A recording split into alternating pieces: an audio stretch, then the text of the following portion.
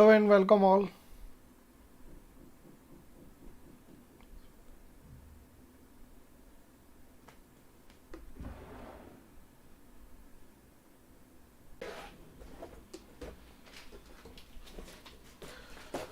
Hello everyone. So I welcome you all on Unacademy JEE English, guys. Yes, this is a channel launched by Unacademy where each and every topic for IIT JEE will be taught in pure English. And today we are going to cover properties of colloid, guys. So it's lecture number 5, properties of colloid. Okay, guys. So before we start this topic, let me tell you something about myself. Just a minute, guys.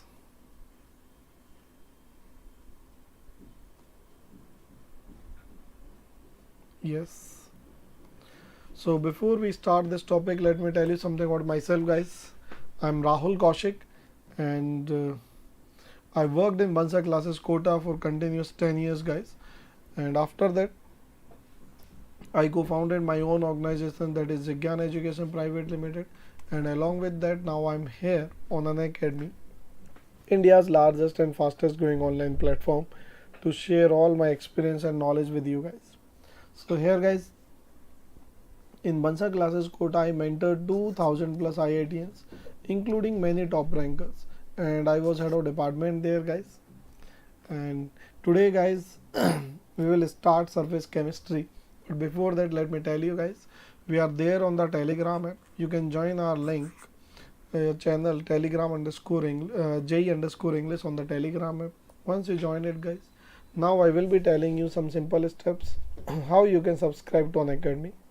So guys, step number 1, just a minute. So guys, step number 1, just go to Play Store or App Store, download Unacademy's learning app, and once you download it, guys, install it. And after installing it, you will be directed to this page, and here you just have to click on the plus.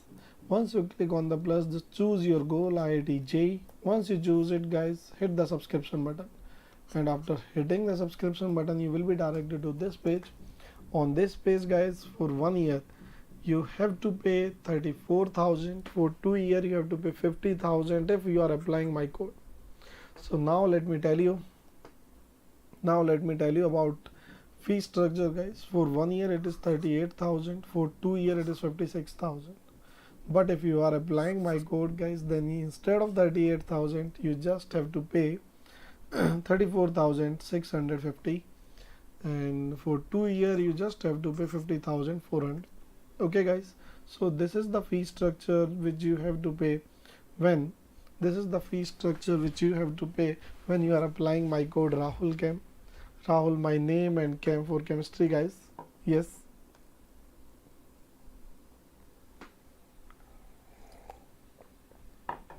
So guys, now point arises, sir, what are the advantages of joining this plus? You might be thinking, what are the advantages of joining this plus, guys? So let me tell you, guys. Hi Osho.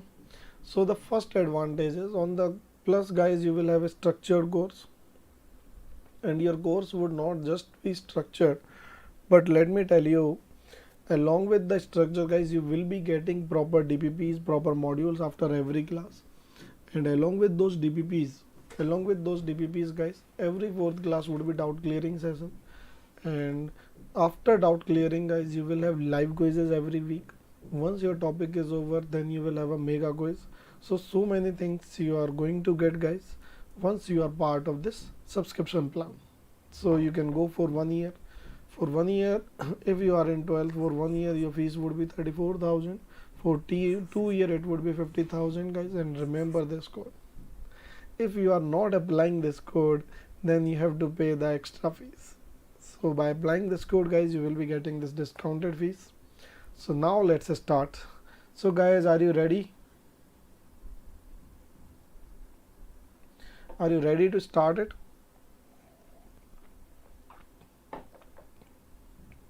So let's start surface chemistry today.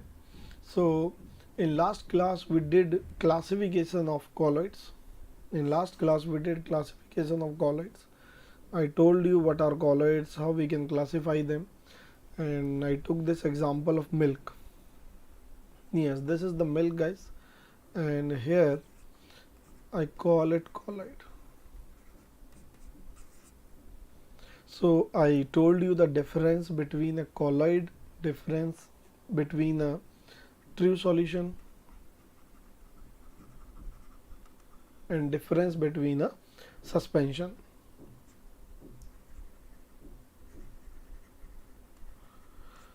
So the difference mainly lies in the particle size. Suppose this relatively I'm showing it.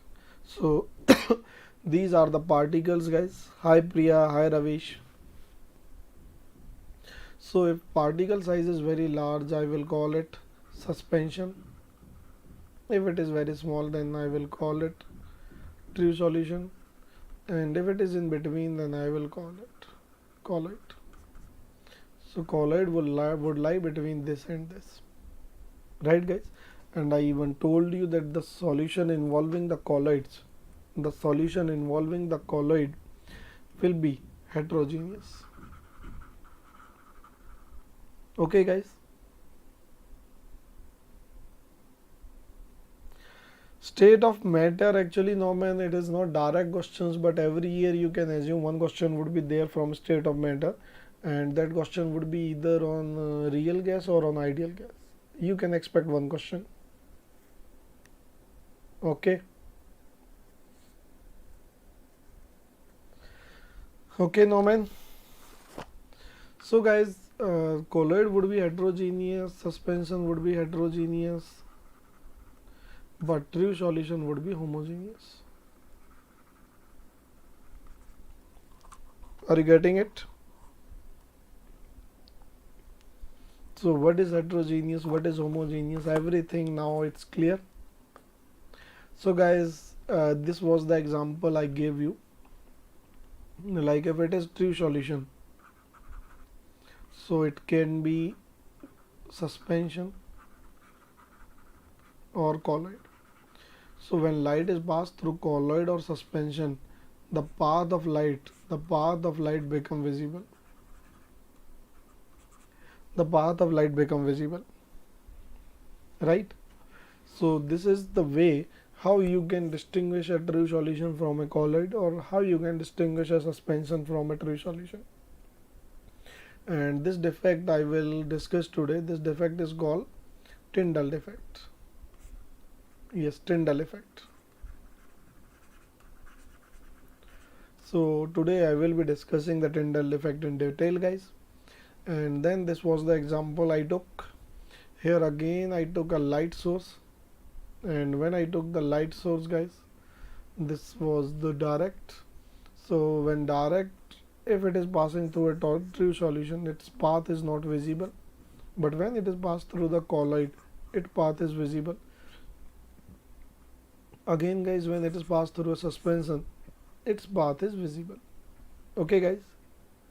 So now you know about the visibility of path. Okay, guys. So along with that, guys, this is the way you can distinguish. Again, colloid and suspension you can distinguish visually, because suspension particles would be too large. And this defect, when light is passed through solution and its path become visible, this effect is called Tyndall effect. Yes, guys, this is Tyndall effect. Okay. So now let's move, guys. Colloid consists of two parts, like a true solution consists of solute and solvent. Make true solution. Similarly, dispersed phase and dispersion medium constitute a colloid. Medium. This medium is equivalent to solvent, and dispersed phase is equivalent to solute. So dispersed phase particles are distributed in dispersion medium particle. You can see dispersion medium is in excess. This is dispersion medium, and these particles are dispersed phase. So they are less in number or amount. Okay, guys. So we have done all these things. So today I am going to start methods of colloidal preparation. So before we started, there are two methods, guys. One we call dispersion method, another we call condensation, right? So in dispersion method, guys, what we will do, we will break down a large molecule, or not molecule, a large particle into smaller one till its size become so small that it lies in colloidal range. And in condensation, as name suggests, we will condense small particles. Till what point we are going to condense them? We will condense them till their size reaches in the colloidal range. Okay, so there are different methods, but again, when we are talking about the preparation, so we have two types of colloid, guys, and one type we call lyophilic, and there is one more type that we call lyophobic, right? We discussed what is lyophilic, what is lyophobic in the previous class. Lyophilic is liquid loving species and lyophobic is liquid hating.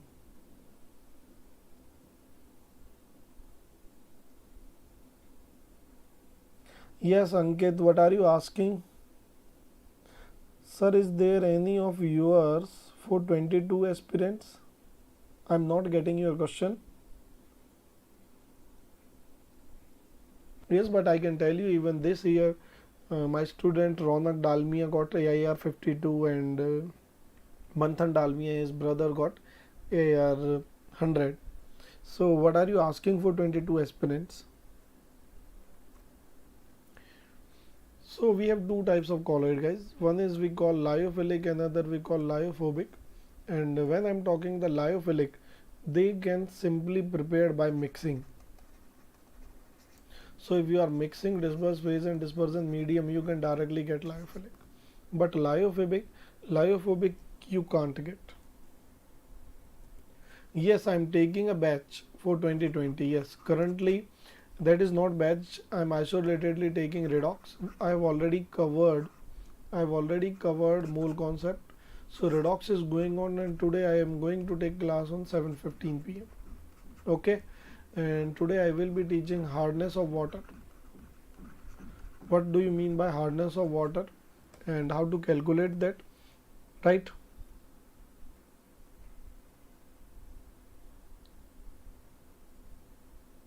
What ranks have been scored by your teaching, sir, your student? Actually 95% I generally say it's their effort. Yes, they got AIR 54 and 90, sorry, 100. So it's their effort. I just taught them. I taught many students who unfortunately could not clear it. So I would say, guys, it is their effort, and my job is to just teach you. Yes, I taught them for 2 years.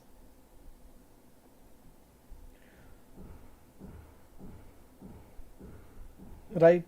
So we cannot say like due to me they got such rank. No, no, not at all. It's their effort, it's their perseverance, everything. Due to that, they got a good rank. Okay. So Ankit, are you on the plus?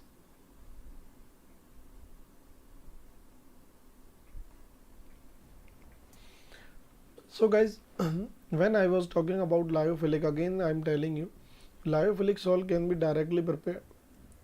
Just simply mix dispersed phase and dispersion medium particle and you will get.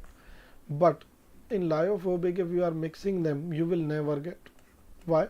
Because they are unstable. To stabilize them, we have to add some stabilizing agent, right? And what are stabilizing agent? They are basically electrolytes. Electrolytes like NaCl, like KCl, CaCl2.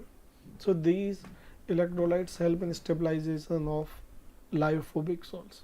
So lyophilic, you can directly prepare them by mixing. Suppose I am taking water and something and I am mixing them, I will be getting lyophilic salt. But how will I get lyophobic? How will I get them? So lyophobic, I have to use some special methods. And what are those special methods, guys? Yes. First, let me tell you, there are basically two methods broadly: dispersion method and condensation method. So when I'm talking about the dispersion method, I am breaking a big particle into smaller one, smaller, till they come into the range of colloidal range. And what is colloidal range, guys? 1 nanometer to 1000 nanometer. So there was a big, I'm breaking that, breaking till it ranges into the colloidal range. Okay. And what is condensation? In condensation, what I will do, I will mix the small particles and they will aggregate till their range reaches in the colloidal. Condensation means when something is being condensed, smaller particles condenses. Okay, guys. So let's talk about the dispersion, how we can use this dispersion. And in dispersion, guys, dispersion means breaking. Okay, I'm right here. Breaking of large particles into smaller ones. So what are the methods using them you break it? So the first method is, we call that mechanical dispersion, guys. Second method we call electrodispersion, and there is one more name, Braddock's arc method.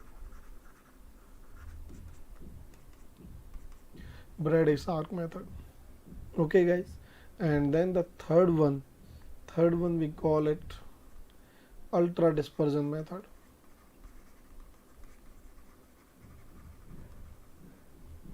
Ultrasonic. I will discuss what is this ultrasonic. And then, guys, last one is baptization. So we have mechanical dispersion, we have electro dispersion, we have ultrasonic dispersion, and then, guys, we have baptization. I hope you got it. Any doubt, guys, you want to ask? Nothing. So, guys, what is mechanical dispersion? Now I will tell you, guys, what is mechanical dispersion. So when I'm talking about the mechanical dispersion, guys, like you might have seen chakki, flour mill, आटा बनाने के लिए. So what will happen in that? Suppose there are large particles, you will break them and you will add them here. Suspension means particle size is large, and when those large particles come here, then you will crush them. So there will be two parts, like chakki or flour mill. You might have seen they grind like this way. Okay, and the revolution speed is very high, almost 5000 to 7000 rpm.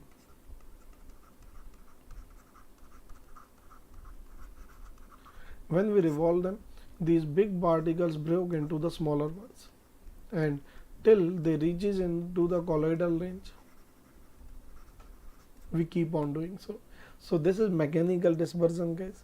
So in this method, what we do, we add the dispersion. Just a minute, let me take highlighter. What we do, guys, we take the dispersion method, we are taking it, and let me change the color as well. So when you are adding it, it will go like this way and then move it. So due to those two circular disc, it will break it down and it will crush down into the smaller one, and smaller particle will be called colloidal particle. And these two discs will revolve at a very fast rate, and I will call that rate as 5000 to 7000 rpm. Okay, guys. So now you can understand it. Any doubt, please ask. So this method is called mechanical dispersion method. Got it? So what is electrodispersion method? What is electrodispersion method? Here, guys, you can see this is a rod, this is a rod. First of all, these are metallic rods. It can be, suppose, AG, silver rod. So first of all, Braddock's arc method, it can be used to prepare soul of metals. Why? You might have seen the welding. Welding, definitely in your life you might have seen how welding takes place. So when welding takes place, the splitters come out, and when those splitters come out, actually why those splitters come out? Now guys, here I'm telling you, you are connected it through a battery, and when you are connected and these two come into contact with each other, what will happen? They will melt. They will melt, and once they are melting, small particles will be formed, guys. Let me take the red color particles, right? And now you are using the ice bath. This ice bath will keep the water cool. As a result, what will happen? When these particles, when due to melting, small particles are being built here, and when they are built, now what will happen, guys? What will happen? These particles will aggregate together, and they will come in colloidal range. So in Braddock's arc method, first of all, it can be applied only for metal salts like Ag, Au, copper. Why? Because they are good conductors. They are good conductors, and once you pass the current through them, you might have heard about I square RT. Once you pass the current through them, heat will be released, and due to that heat, this metal will be melted, and you are keeping the water cool by using the ice bath, so that as soon as it melt, you get these particles. And when you get these particles, guys, when you get it, what will happen? When you get these particles, they will aggregate together, and once they aggregate together, guys, you are going to get the salt. So gold salt, any metal salt can be prepared, and this method is called Braddock's. So in previous method, we were using a machine like floor mill. That machine, what that machine was doing? That machine was breaking the big particle into smaller one till they come into the colloidal range. Here we are using the rod and passing the electricity, and on passing the electricity we will get it. On passing the electricity, guys, we will get it. Okay, any doubt? Please ask me, guys, if you have any doubt. No doubts?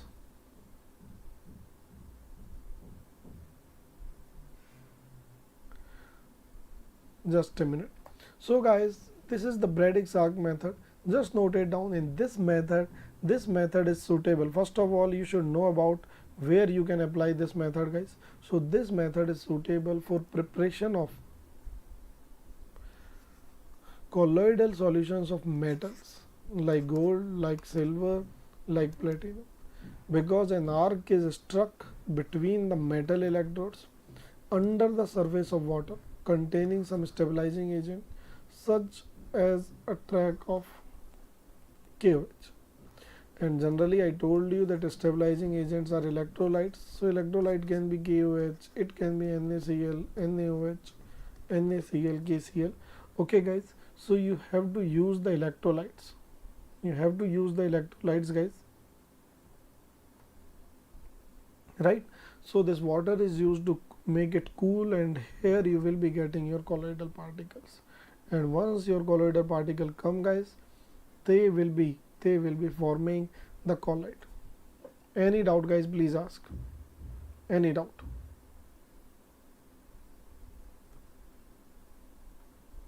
So let's move now.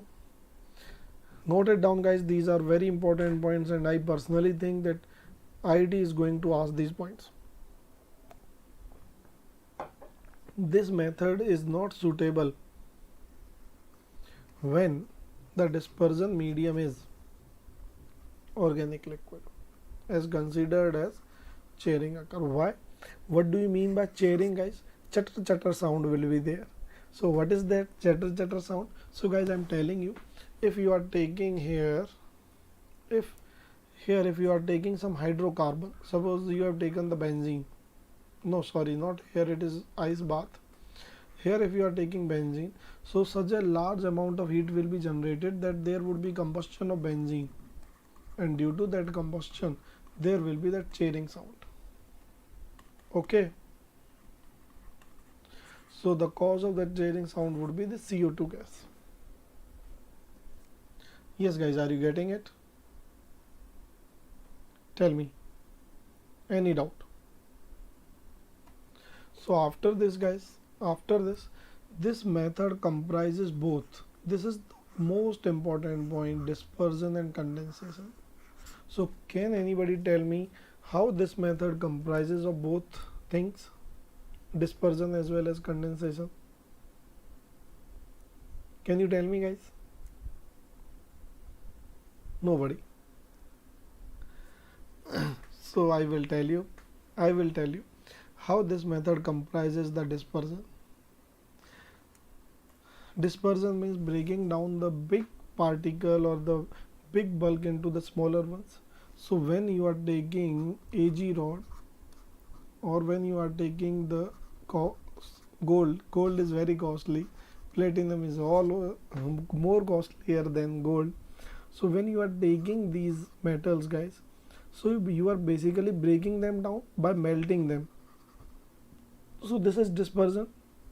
But after breaking, their particles are also aggregating together, so that because individual particle is not in the colloidal range, it is very small.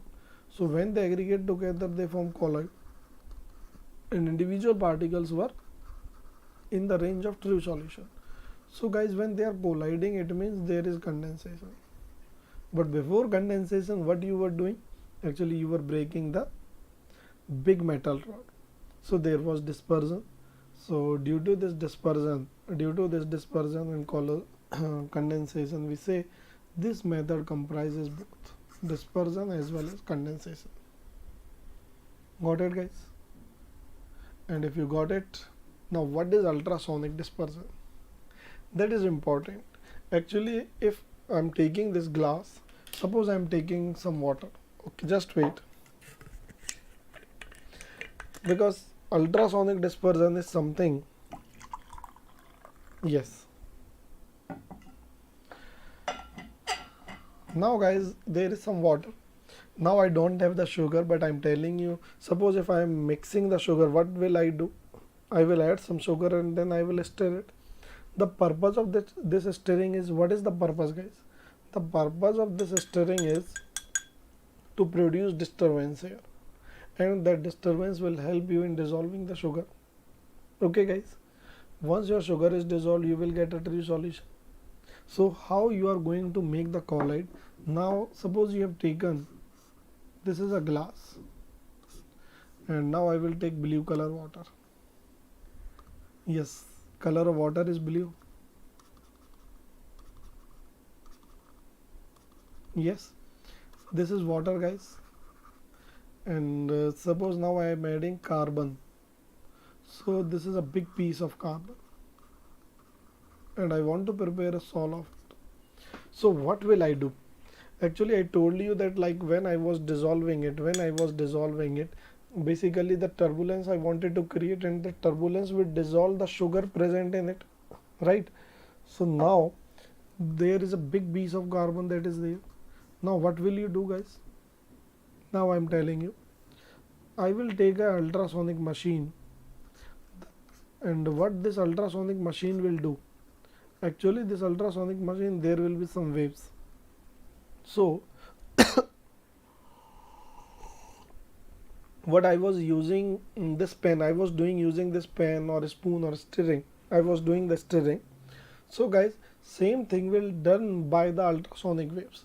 Now the ultrasonic waves, yes, they will move through this solution, and once they will move through this solution, what will happen?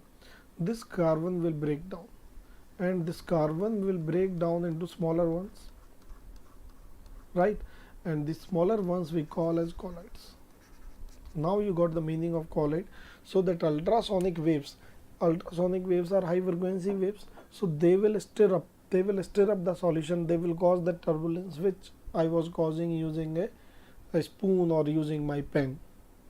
So that turbulence can be, right? Yes Siddharth, I actually a organic teacher will be different Siddharth. I will be teaching a physical and inorganic, so I can say it would be started very soon. Okay guys, So guys, now you can read the statement and you will get everything. So what is the statement? Sound waves of high frequency are usually called ultrasonic waves. So first of all, you should know about ultrasonic waves. Okay guys, just a minute.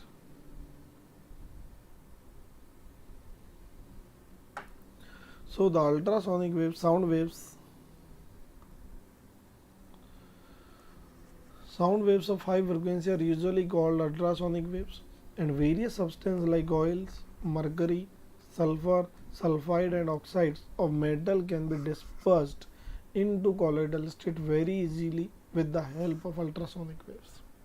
So I have told you guys what is the role of ultrasonic waves and how do they prepare the colloidal solid. How do they prepare that? Okay guys, now let's move ahead. What is baptization? What is baptization guys? Can you tell me? So baptization, hi Nisha. So baptization guys, I will discuss the baptization. What is baptization? So just a minute. I will give you a practical example of baptization.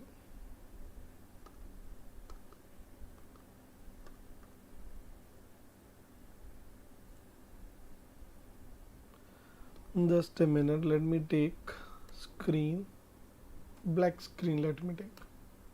Suppose I'm taking black screen here.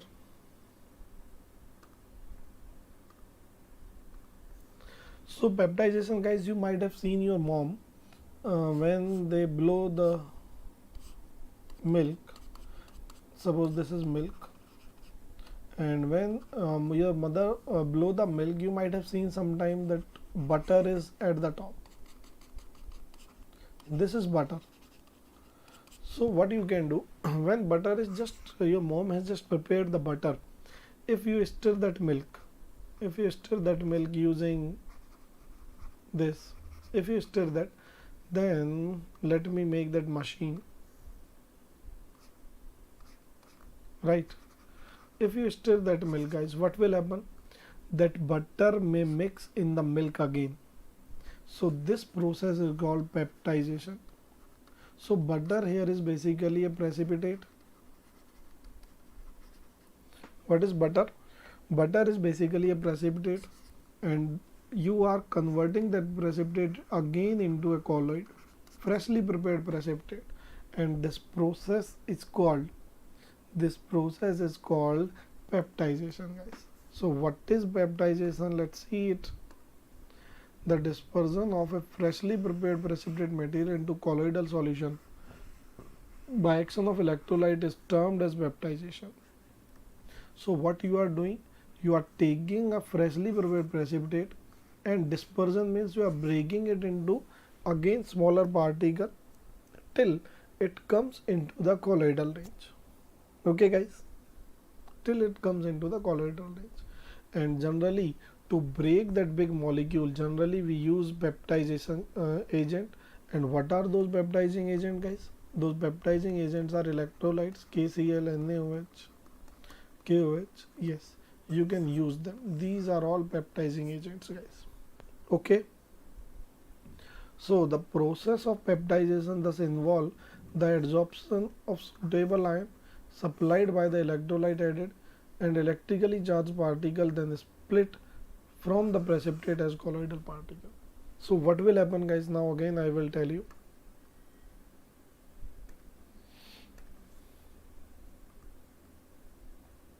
Yes, suppose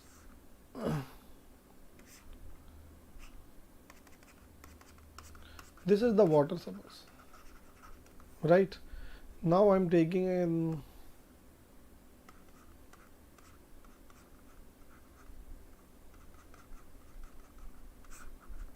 this is precipitate. So suppose I'm taking a precipitate of AgCl, because every one of you know about this AgCl. So what will happen guys? Now if I'm adding KCl, what will happen? What will happen guys? Suppose your chloride, let me take some different color. Yes. When I have added KCl, suppose chloride will attract. Now if I zoom it out, zoom it, zoom in.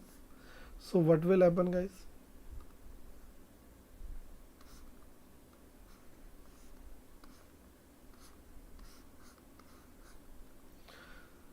Here you can see there will be Ag plus chloride.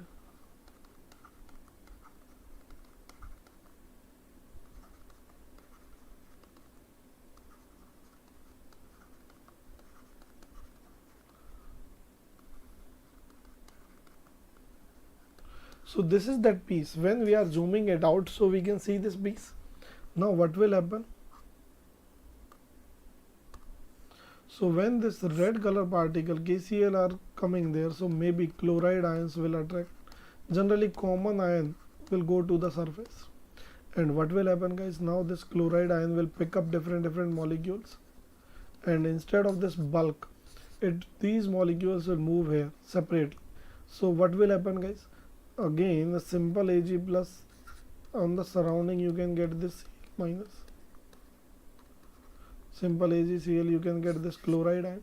So they will break up this cube, and slowly and steadily this cube will break up into the smaller particles, and those particles are called colloids. So guys, this process is called, what do we call it? This process is called peptidization. So in peptidization, what I am doing, guys, I am breaking a big particle into smaller ones using some peptidizing agent. Tell me if you have any doubt. Tell me, guys, if you have any doubt.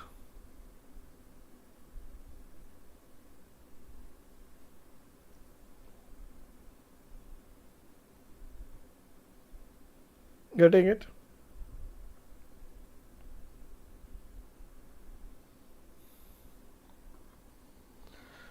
So guys, now again read it.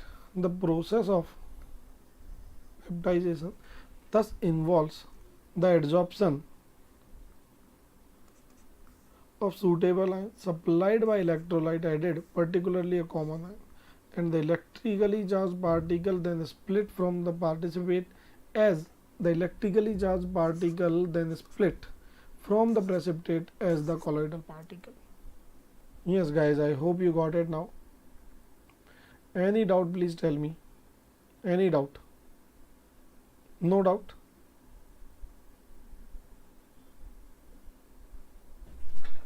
Okay, so now let's move to the next point. Let me take some examples of peptidization.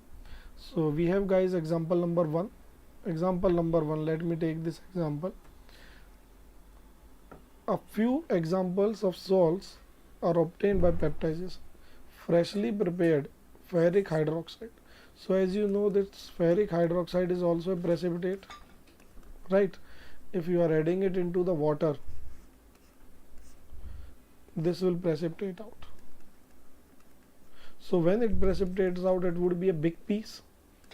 This is water, guys. So on treatment with small amount of suppose you are taking here sodium hydroxide. So OH minus is common. So this OH minus will stick around it, and it will take this single molecule, and a colloid would be formed. Similarly, instead of NaOH, you can take FeCl3. In that case, Fe will be common. Got it? Any doubt?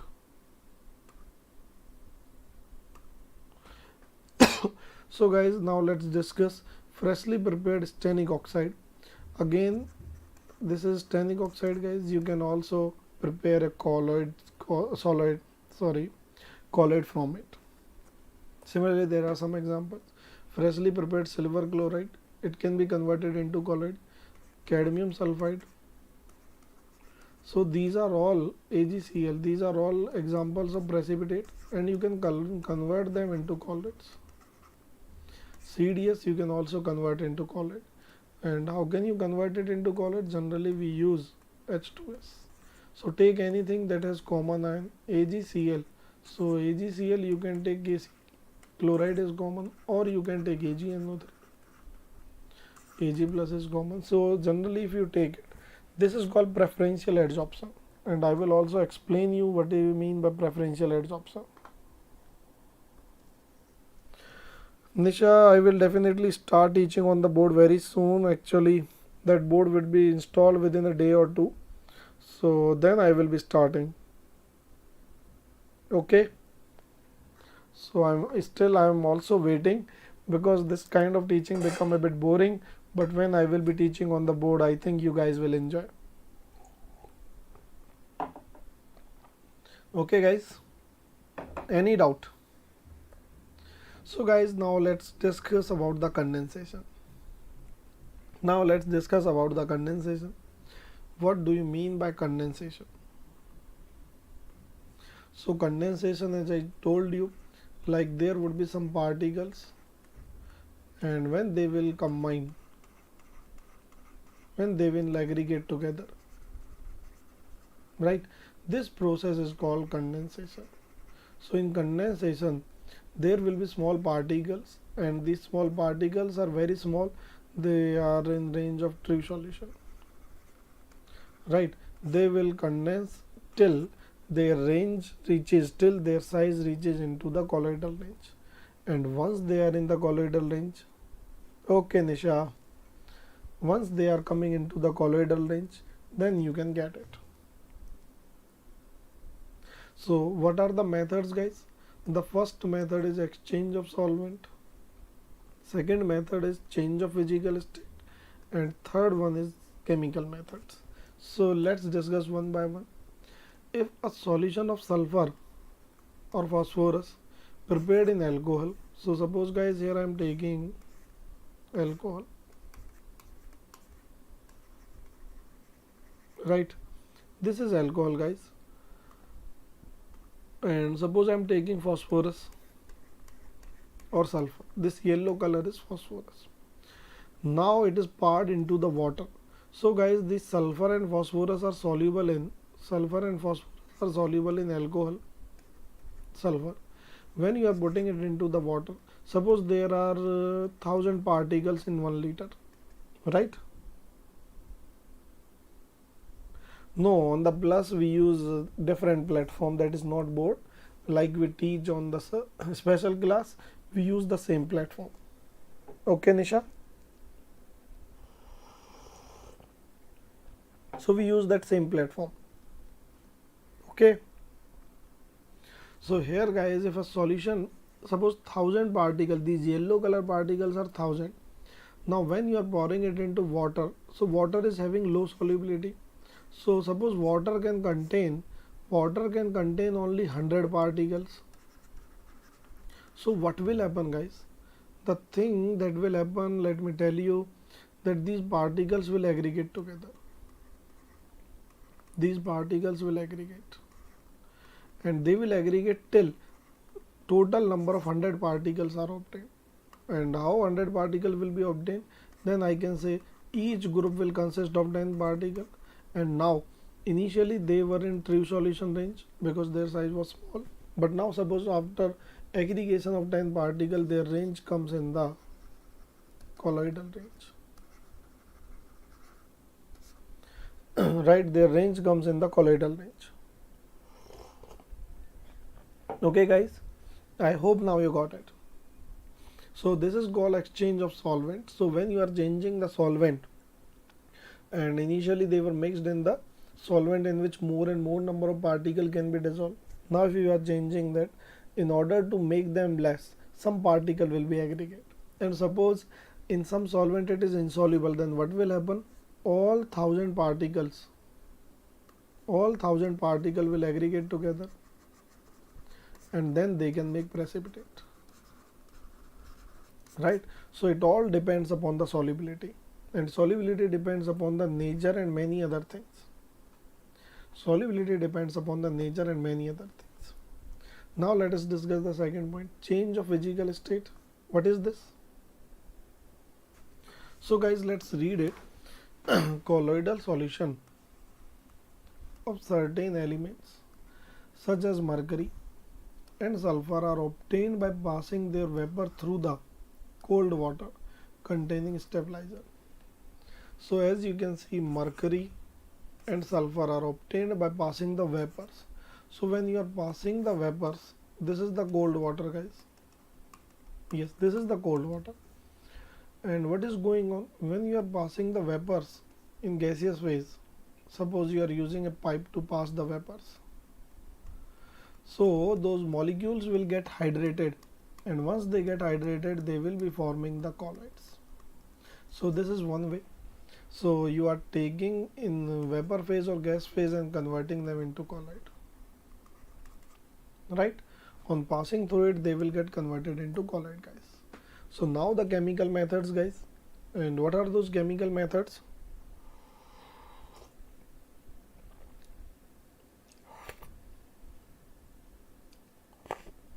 What are those chemical methods?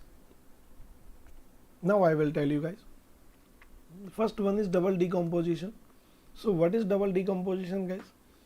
Here you can see, actually it should be double displacement. As2O3 and H2S. So As2O3 and H2S, they will exchange their position, and you will be getting As2S3 and H2O. So this is the water, guys, and you will get yellow salt. So once you are mixing, suppose in one container you are taking As2O3, in another container you are taking H2S, and on mixing you will be getting As2S3, and this is water. It will mix up in the solvent. Solvent will be there in the both compartment, right?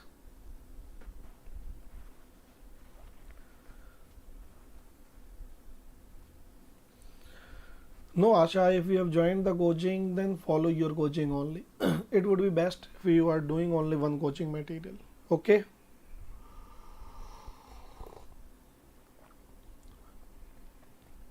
Yes, Asha Rani. If you are following only one material, it would be best and in the interest of you. Tell me. So, guys, now there is another chemical reaction, we call it oxidation. In this case, sulfur is -2. Now you are preparing the sulfur salt. So what is going on? We are oxidizing the sulfur here. We are oxidizing the sulfur. So just they might ask which of the following method represent oxidation method to prepare. So 4 reactions will be given and you have to remember those. Right? Any doubt?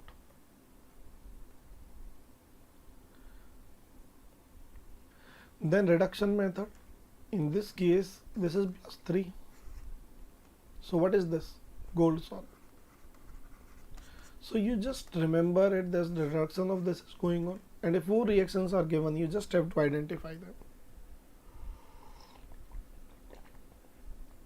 Right? Now let's move. If I'm talking about the hydrolysis, guys, hydrolysis is +3 -1. Now oxidation state will not change. Which is enough, Asha Rani? What is enough? Can you please tell me?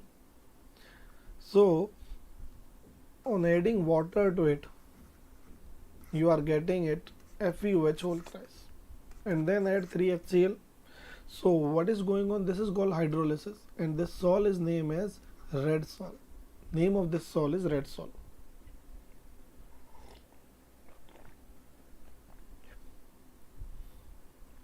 Right? Now when you will be preparing all these salts, guys, so like when you are preparing it, you are carrying out the hydrolysis, this salt will be unstable because I told you that we use these special methods for lyophobic salts, like, and if I'm talking about the lyophobic salt, those salts are unstable, and if those salts are unstable, guys, what will happen? Now let me tell you, you have to add some stabilizing agents like KCl, NaCl. These are called electrolytes, and these are also called stabilizing agents. So when you are adding stabilizing agents, guys, what will happen? Tell me. When you are adding stabilizing agent,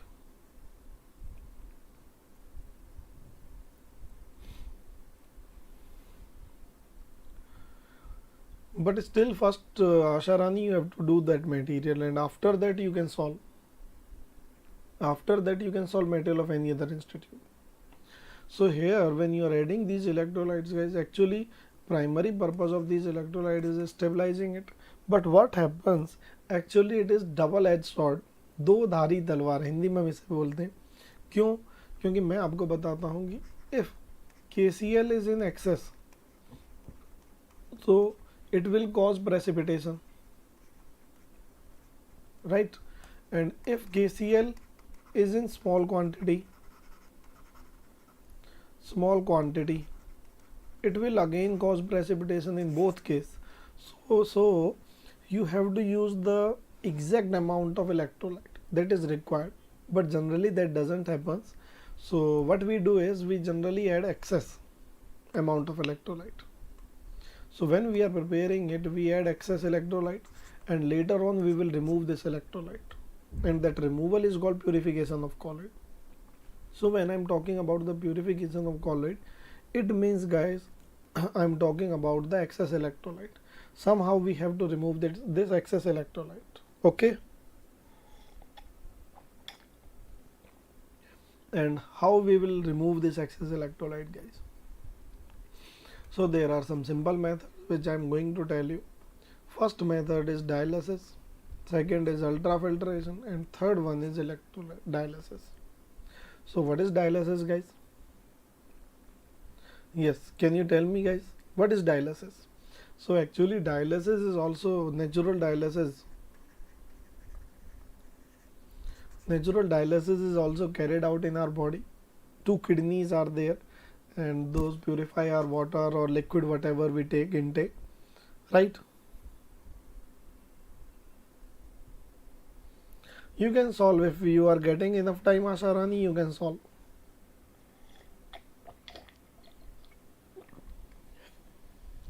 You can solve surely if you are getting enough time, not an issue.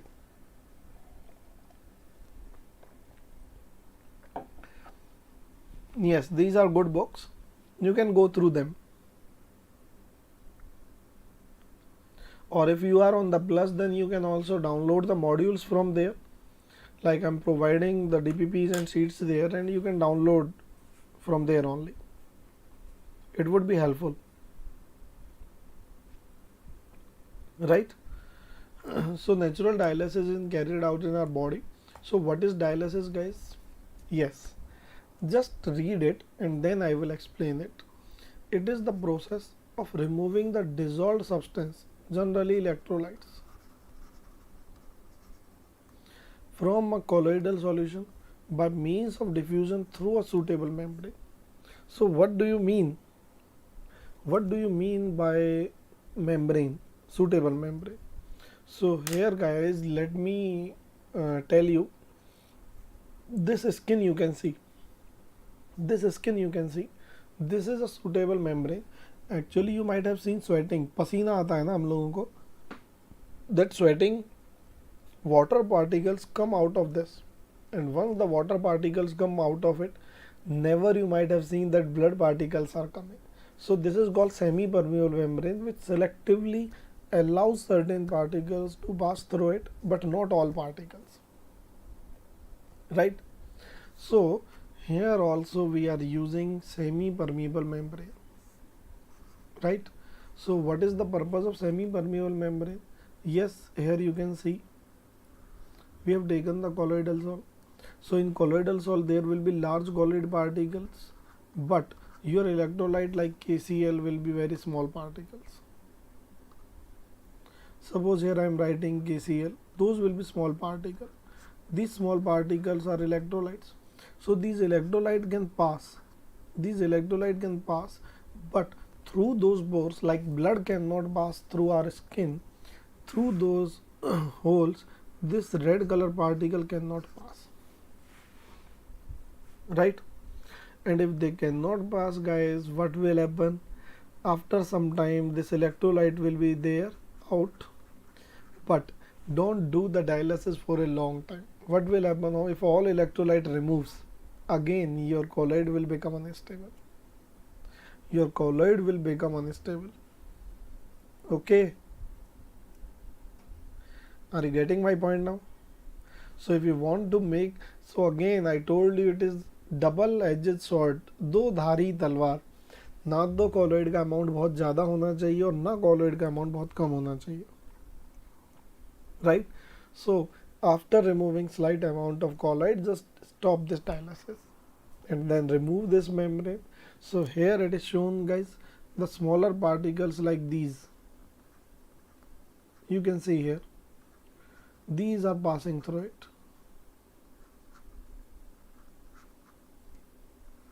Getting it? Any doubt?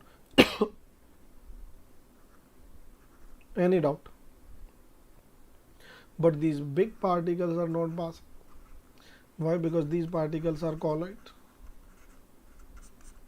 and these particles are electrolytes, and this is semi-permeable membrane which selectively allows some particle to pass through them but not all. Yes, now I will take Asha's question. Yes, Asha, sir, which shall I solve to get under AIR? If you are doing your own college material plus these books, instead of these books I would ask you to follow material of some reputed institute, because that material will be graded and that will help you in your preparation. In books we have so many different concepts which are not relevant or useless. So I would suggest you to take some material, buy some material of other institute, and you can do that.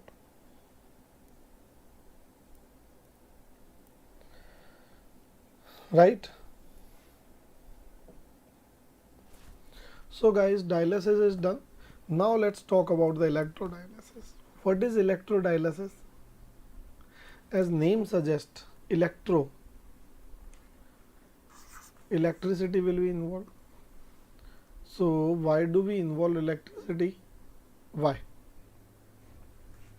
So ordinary process of dialysis is quite slow and it can be made faster by applying an electric field.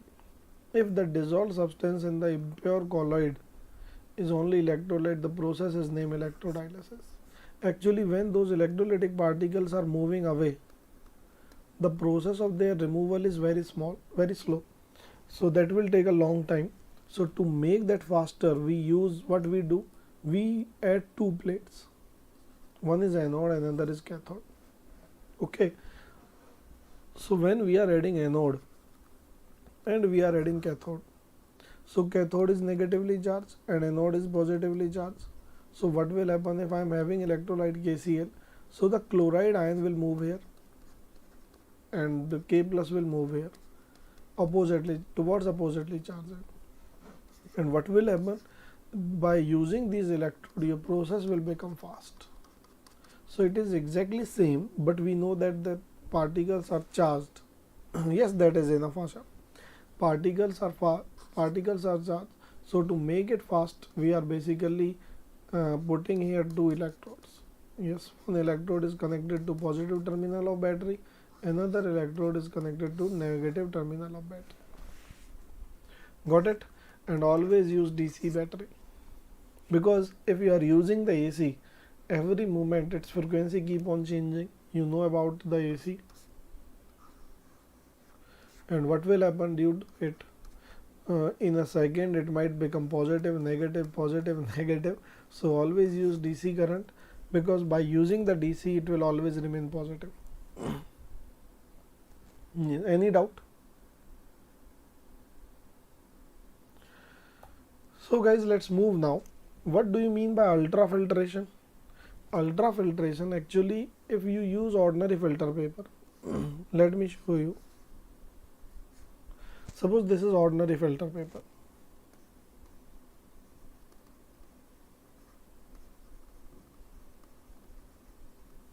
Right, so the pore size is this, and colloidal size is this. So what will happen? These colloids will get passed through it.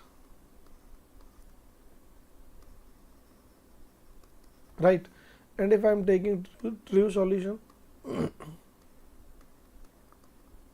they will also pass through it.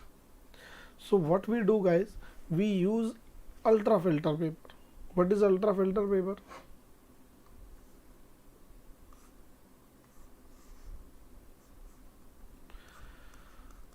This is ultra filter paper. Here the pore size is small.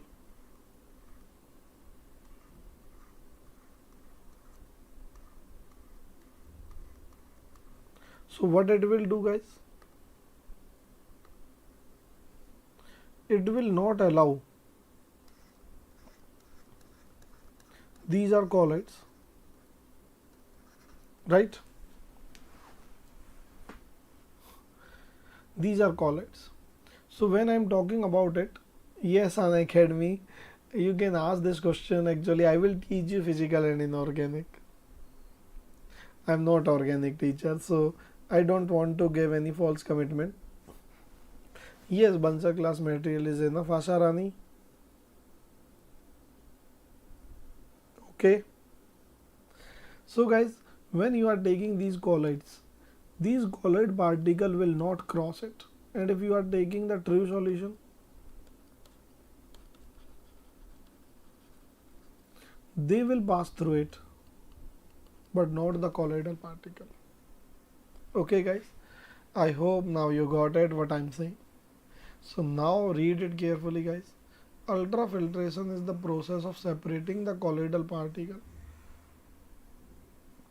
from the solvent and soluble solute present in the colloid by specially prepared filter which are permeable to substance except the colloidal particle.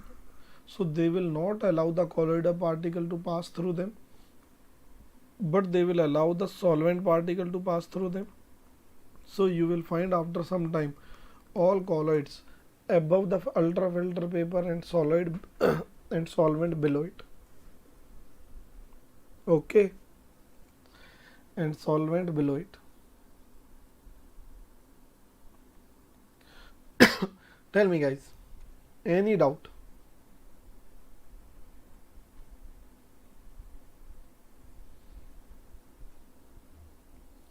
So now let's discuss the properties of colloid. What are the properties of colloid?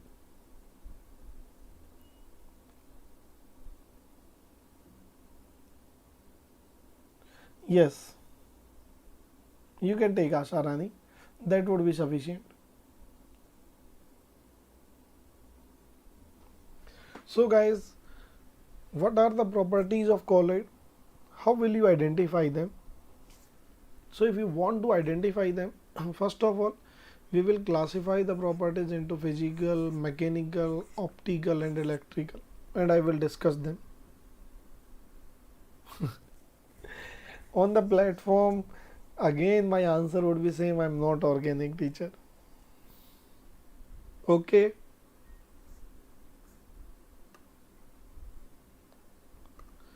So guys, this is physical, mechanical, optical and electrical. These are the properties, guys. Now, what are physical properties? So let's quickly finish them. Same answer will be there in Mr. Unacademy. So physical properties are colloids will be heterogeneous. Yes. First property is that they are heterogeneous. Second, filterability. So colloid can pass through ordinary filter paper, but they cannot pass through ultra filter paper. So guys, it is written over here. Ordinary filter paper, because the size is small, but they cannot pass through ultra filter paper. So this is the identification or distinction. By this way you can identify true solution, or you can distinguish true solution from it. They are non-settling in the nature, means if you are preparing a colloidal sol, yes, then that will keep on moving, particle will never settle down at the bottom. If they settle down, it means it is suspension.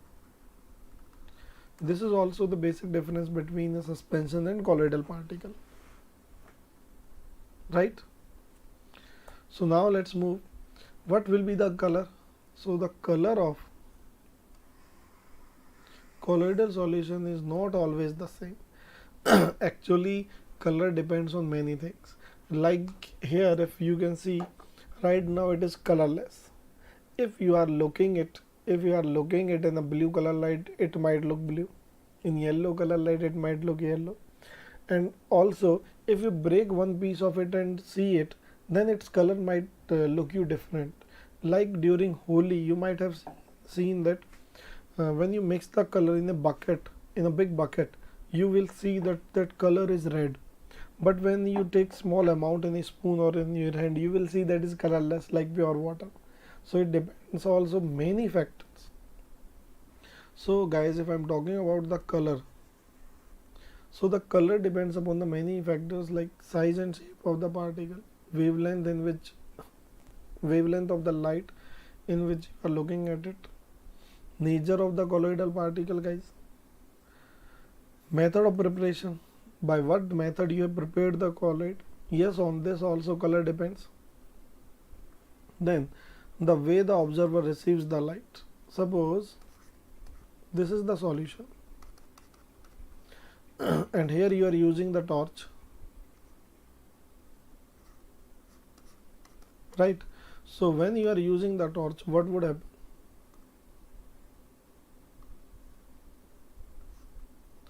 This way might become visible, right? And if you are looking from here,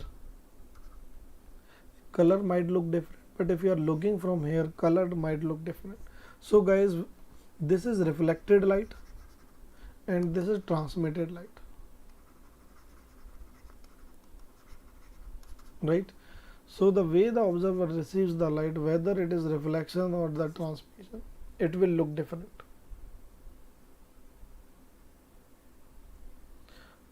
Okay, Unacademy, thank you for your compliments. Now I'm going to start a compact series in which I will be covering complete 11th 12th in organic and physical. Very soon I'm going to start on the board, on digital board, then you guys will enjoy it more. Okay, so let's move to the next example.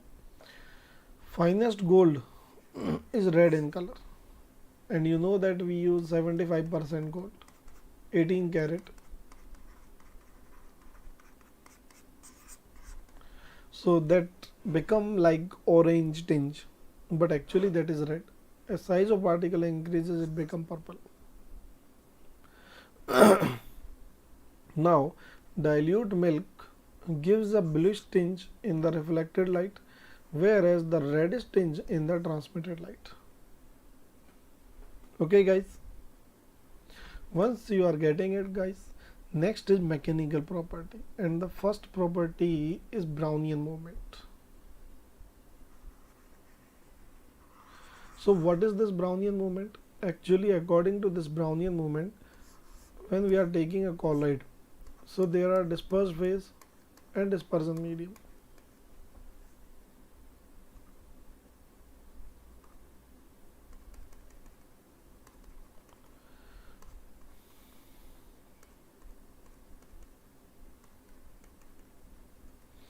There are dispersed phase and dispersion medium, guys, right?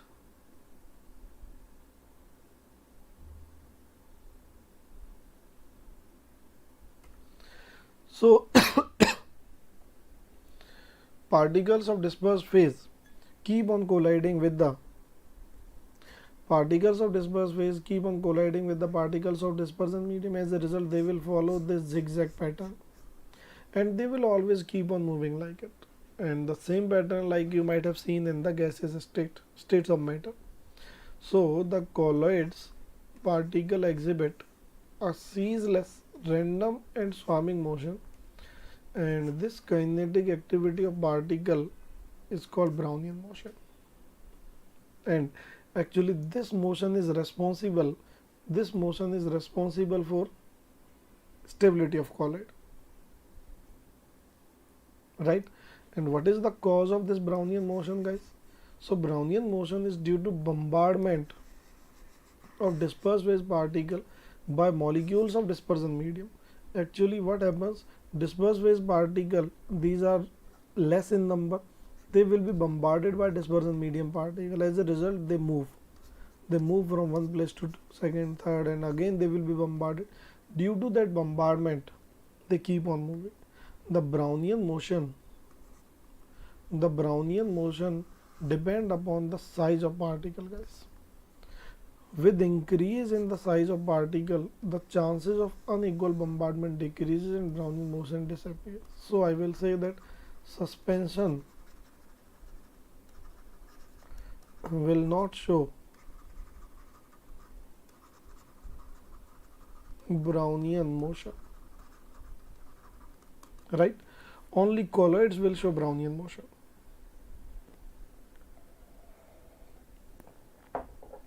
Got it? If particle size and this Brownian motion is due to unequal bombardment, right?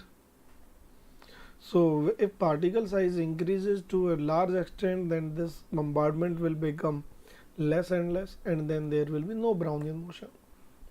So suspension fails to exhibit the Brownian motion, this phenomena.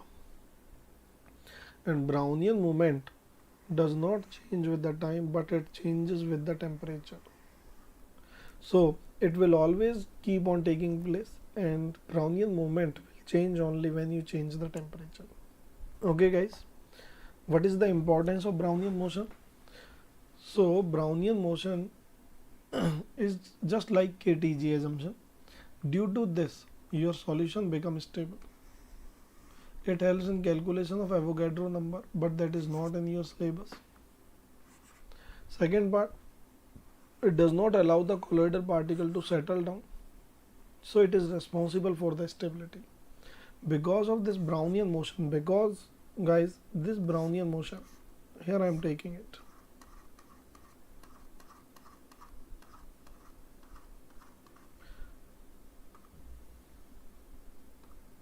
Because of this Brownian motion, particles will keep on moving, right? And if they keep on moving, then they will never settle down and they become stable. So this will be a ceaseless motion, and this conforms to the KTG kinetic theory. As there is ceaseless motion in gaseous state, the similar motion is there in the liquid solution as well. Okay guys, what is sedimentation, guys? What is sedimentation? So the heavier salt particles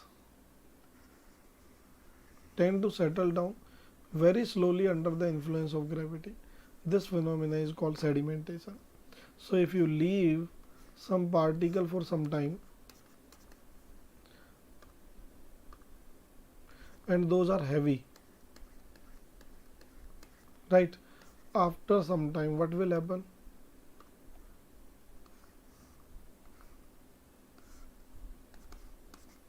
This is blue water, suppose, and if all particles settle down at the bottom,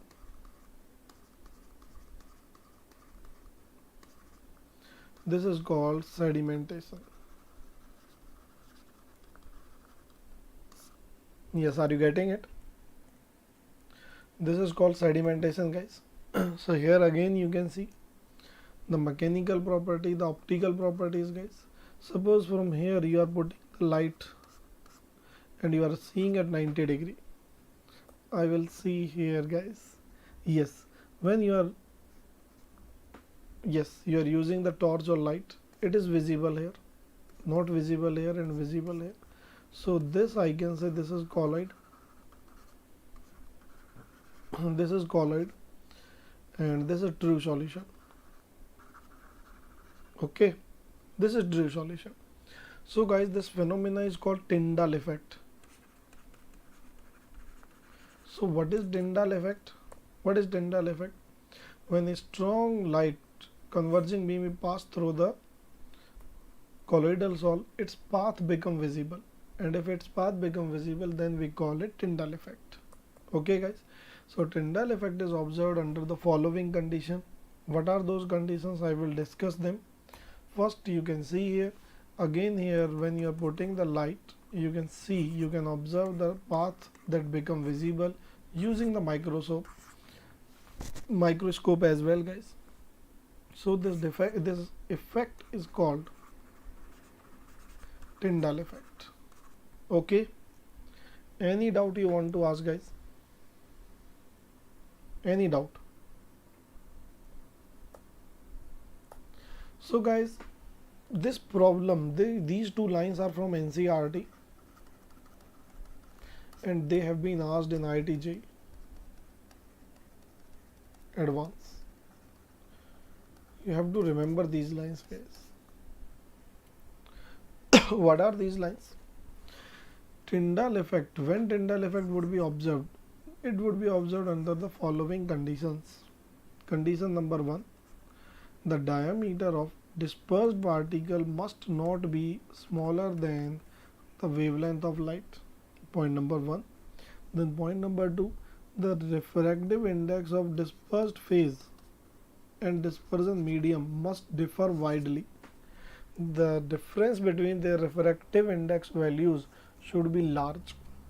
If the difference is not large, then it will not show Tyndall effect. Okay, guys. So now let's talk about the electrophoresis or cataphoresis or electroosmosis. So what is this, guys? What is this? So in electrophoresis, I will tell you, suppose here you are taking this and you are connecting it negative terminal, positive terminal. So I will call it cathode, I will call it anode. This is called red sol. This is called red sol. So what is going to happen, guys? Suppose initially this color is red. So this color is red due to what? Due to this. Now what will happen after some time? When you connect it through the battery, all red color will stick here and this solution will become colorless. This phenomena is called cataphoresis or electrophoresis. So the phenomena involving the migration of colloidal particle under the influence of electric field towards the oppositely charged electron, this is called cataphoresis. Actually this confirm that there is a charge. This confirm that there is a charge on the colloids.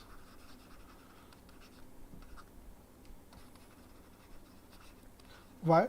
Because it is sticking on the negative charge. So I can say this will be positively charged. So red sol is positively charged and it will move towards the cathode. It will move towards the cathode. So guys, so now you know the electrophoresis, and this phenomena is used to determine the charge on the colloidal particle. Like here, if it is sticking on the cathode, I can say this is positively charged. If it would have stick on the anode, I would say it would be negatively charged, right? So this confirm the charge and we can use this method to determine the charge. Okay, guys, tell me, any doubt? So now what is electroosmosis? So osmosis we have done in liquid solution.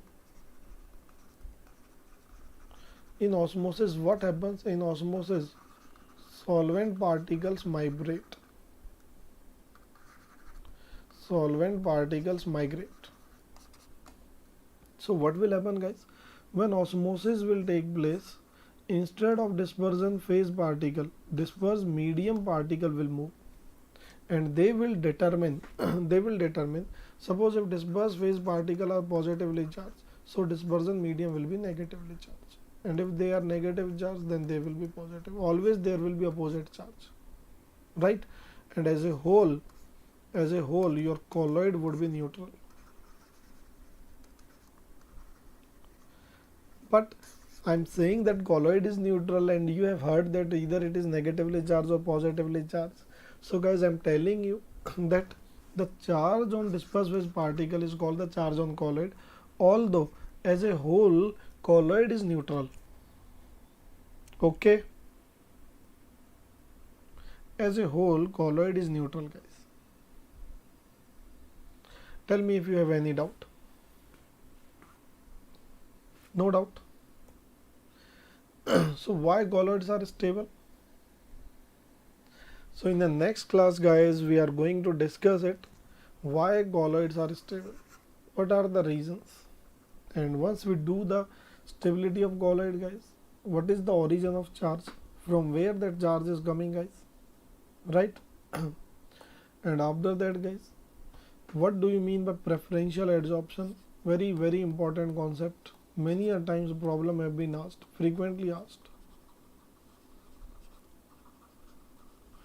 So I will explain it, and after this I will explain the zeta potential, guys. What do you mean by zeta potential? We will be doing it. Then what is electron capture, what is dissociation of molecular colloid, what is the charge on salts, which salt is positively charged, which salt is negatively charged. No, there are two more reasons except this, Amit. There are two more reasons. Then what is coagulation, what are methods of coagulation, guys, and after that what is coagulation value and what is coagulation power. So here I can show you what is coagulation, how does it take place. These are some coagulation values. Okay, and then I will teach you Hardy schedule rule. What is that Hardy schedule rule? And then higher the valency, what does it says about the valency. Then protective colloids and how does they protect. What is gold number? Then we will do a practice problem over it. Then what is emulsion, guys? I will discuss it. And after the emulsions, I will take the types of emulsion, oil in water, water in oil. Then I will take up how to identify the emulsions, distinction between the emulsion, so their identification test. After that, guys, conductivity test, dilution test, how they are prepared, what is emulsifier, what is the role of emulsifier, guys, I will discuss it. And then, guys, preparation of emulsion, then we will take the colloidal solution uses because they are asked directly, problems are being asked. Okay, guys, so these are all the things which we are going to cover. And guys, if you really like today's class, then please share it and like it as much as you can, and click on the bell icon so that you can get latest notification of our lectures. Okay, guys, and now we are there on the Telegram app, you can join us, and this is the name of our channel, guys, and the link for this channel is given in the description part of this video. Okay, so guys, just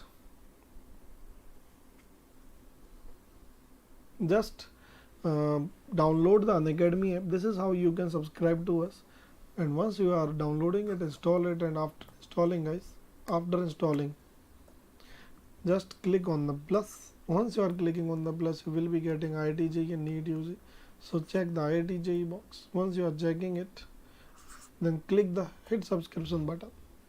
And after this, guys, I am going to tell you that for 1 year you have to pay 38,000, for 2 years you have to pay 56,000. But if you are applying my code Rahul Game, then you just have to pay 34,000 or 50,000. Okay, guys. Any doubt you want to ask?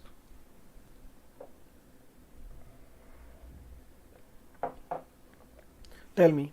No doubt. So guys, this is all for today, and you are going to get many benefits if you are on the plus, right? Like, first benefit is your course would be structured. Then after every class you will be getting some practice problems, modules, DPPs, and then, guys, every fourth class would be doubt clearing session, every fourth class. Then there would be live quizzes, then there would be mega quiz after completion of every topic, and the most important part, you will have access to the test series. The test series conducted by Unacademy, guys, where you can assess your performance. So these are all the benefits which you are going to get, and don't forget this code Rahul Cam. If you are applying it, guys, you will be getting flat 10%. Okay, just use this code Rahul Cam. Okay guys, so this is all for today, and again guys,